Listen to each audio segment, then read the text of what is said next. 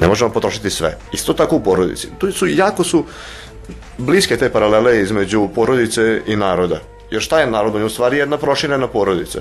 Svi mi, jedna nacija vodi recimo poreklo od jednog broja zajedničkih predaka. Znači, svi smo nekad bili neki rod, neki smo narod, ali uopšte svi ljudi su braća. Ako usvojimo hrišćansku dogmu, a ja se nadam da tu nema spora među nama.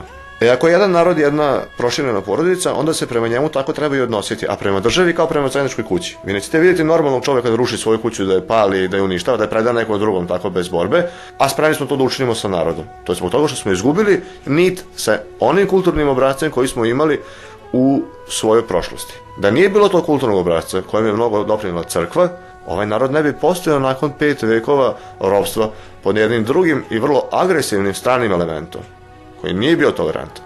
Otomanska imperija je u prvim vekovima svog postojanja zabranjivala i obnavljanje, ne samo zidanje, već i obnavljanje porušenih crkava i manastira, koji su ostali jedina institucija, jer je naša kompletna elita u srednjem veku, gotovo kompletna elita, izginula u Kosovskoj bici. Tada elita nisu bili ni profesori univerziteta, to kod nas nije postojalo, nego su to bili vitezovi i vlastelini. To su bili ljudi koji su služili vojsku, koji su ratovali na Kosovu, koji su nažalost u velikom broju izginuli i država je ostala obezglavljena. Ono nešto malo što je ostalo se poseljačilo jer je nova elita došla, otomanska, age i begovi, koji su poništili dotadašnje, ubrzo nakon smrti despota Stefana Lazarevića, dotadašnje privilegije srpskih porodica. Mnoge su isturčene, naročito u Bosni i Hercegovini.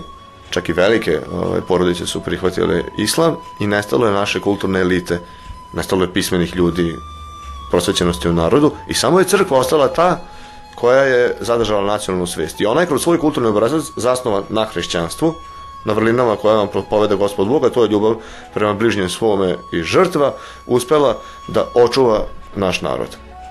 A mi sada, kada nismo tako okupirani, mada se može dati neke argumentacije da jesmo možda duhovno i kulturno okupirani, bez obzira to nije tako agresivno i smrtonosno kao što je bilo u srednjem veku, svojevoljno odbacujemo te pouke naše crkve i uzdižemo kao nešto najviše čoveka. Znate, i njegove neke sposobnosti. A kako se kaže u poslanicama svetih apostola, čime se hvališ, a što ti nije dato? Može se hvaliti samo Gospodom, jer ti on dao sve tvoje kvalitete koje imaš. Ne možemo se, ako ja dobro igram šah, misliti da je to zato što sam baš ja to sam sebi smislio. Ne, to mi je dao Gospod, na primjer. I ta nespremnost da prihvatimo nešto iznad sebe, što je, na primjer, Bog, stvara jedan egocentrizam, jednu sebičnost i pokvarenost kod čoveka i zbog toga ne može kulturni obrazac da se ukoreni ponovo u našem narodu. Koliko kultura može da doprinese uspešnim evropskim i svetskim integracijama malih naroda? Tu se treba da razmutrimo šta su te evropske i svetske integracije, jer postoji tendencija u našem narodu da se takozvane evropske integracije, pri čemu se misli na ulazak u Evropsku uniju, posmatraju kao ideologija.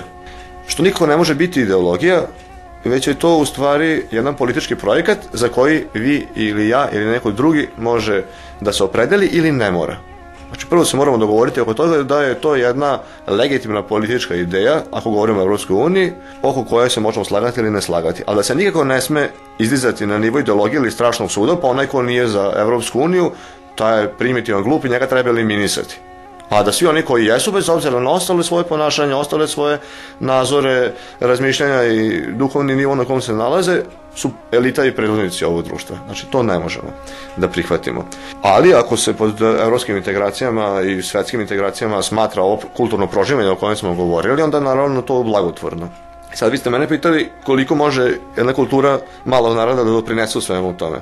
Pa recimo postoji iz antičkih vremena jedna izreka, poslovica koja kaže: zarobljena Grčka je zarobila divljeg pobednika i unela kulturu u priprosti Laciji. Vi prepoznajete da se radi o kulturi antičke Grčke koja je ostala očuvana i posle osvajanja njenog od strane Rima, koji je tada bio na daleko kulturno nižem nivou, primitivniji, ali imao jaču vojsku. Često se to dešava kroz istoriju da oni koji možda nemaju naročito razvijenu kulturu i duhovnost sve ulažu u razvoj agresivne ekspanzionističke armije, pa tako imate uništene carstva Maja i Azteka, koja su u nekim segmentima kulturno-naučnim daleko prevazilazila savremenu Evropu tog perioda, ali nisu ulagali u vojsku, u oružje. Kada su belci došli s oklopima i puškama, su mislili da su to božanstva. Su nekoliko stotina španskih konkvistadora istrebili milione tamošnjih duhovno i kulturno vrlo uzdignutih starosedelaca. Tako je Grčka, koja je bila na daleko kulturno višem nivou od Rima, iako vojno poražena, uspela da kulturom asimiluje praktično tog svog osvajača. I tu kulturu unese, kako poslovica kaže, pri prostilaciji, odnosno središte starorimske države. Pa vidite da i panteon bogova koji postoji u Rimu preslikan panteon grčki, samo sa promenutim nazivima. I uopšte kultura, običaj je preneta iz Grčke u Rim. Zato je ta grčka kultura ostala da živi. Njen narod nije asimilovan u rimski narod, nije izmenjen njegov etos, znači njegov etničko ime, etnički kod nije zamenjen, nije izbrisan, kao što se desilo sa nekim narodima, sa, ne znam, Dačanima, Tračanima, Feničanima, koji nisu imali dovoljno snažnu kulturu da ih u tome sačuva. Pa je onda pod Dionisom Kapodistrijom u vremenu 19. veka Grčka uspela da se emancipuje od Turske i da povrati svoju nezavisnost. Zato što je ostala njena kultura, njen kulturni proces, njena misao, njena duhovnost neokrnjena hiljadama godina zbog svoje snage. Onda se to, ako se važilo za Grčku, može primetiti na ostale male narode. Grčka nije sada veći populaciono od Srbije. Možda je tu razlika neko milionu, ali to nije dramatično više. Znači da u svim tim integracijama, koliko budemo ušli sa svojom autentičnom kulturom, koja bude imala vrednosti kojih smo mi svesni, ostaćemo prepoznati i cenjeni po onome što smo doneli. Ako ne budemo doneli ništa u tu zajedničku kuću koju svi nazivaju tim integracijama, onda nećemo biti ni cenjeni, jer ako vi nigde ni u goste ne idete praznih ruku. Obično se nešto ponese od milošte tim dragim ljudima. Ako ne odnesemo ništa, ni po čemu nećemo biti ni prepoznati. Dakle, mi moramo shvatiti da naša nacionalna svest i naša nacionalna sloboda zavisi od toga da se naša nacionalna kultura neguje i unapređuje. Koliko je po vama kultura uopšte bitna u svetu kome vladaju ekonomija i politika? Pa ja sam rekao da Slobodan Jovanović smatra da je kultura pojam koji obuhvata sve to, i ekonomiju, i politiku, i vojsku, i zabavu, apsolutno sve po njemu. Lično i članovi kluba smatramo da je vera iznad kulture. Međutim, iz ovog što sam upravo rekao, jasno je da je naravno kultura važna u tom svetu, bez obzira što njim dominiraju njene kategorije politika i ekonomija, samim tim što ona sadrži u sebi i ekonomiju i politiku. Ekonomija i politika sa kulturom, prožete duhovnošću i kulturom, nisu isto kao ekonomija i politika bez toga. Ja se slučajno malo razumijem ekonomiju, budući da sam to studirao, pa se na prvoj godini uči da naročito efikasno kapitalističku ekonomiju pokreću sebični interesi ekonomskih preduzetnika. I to važi za tu kao savršenu konkurenciju.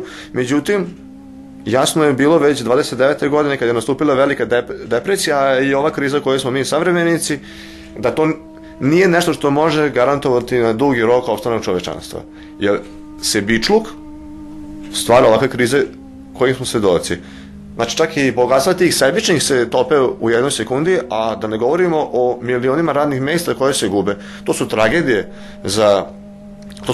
za ljude koji zavise od nekog preduzeća. Ako imate muža i ženu koji rade u istoj firmi, koja propadne, pa oni ostaju bez prihoda, imaju 2 ili 3 dece i kredit za stan ili ne znam šta, vi dobijete socijalni slučaj. Ti ljudi često se onda odaju različitim porocima tipa droge, alkoholizma, ali čak i samoubistva, što je magnum crimen ako gledamo sa pravoslavnog stanovišta. A zbog toga je onda neko kriv, jeste da su oni bili slabi pa su to sebi dopustili, ali je kriv taj sebični ekonomski pogled na svet koji gleda samo da prigrabi što više bogatstva, što više resursa. Oni kažu resursi su ograničeni u svetu, pa zbog toga njihovom optimalnom kombinacijom treba postići maksimalnu efikasnost, a po tom maksimalnom efikasnošću se smatra oteti što više od drugih.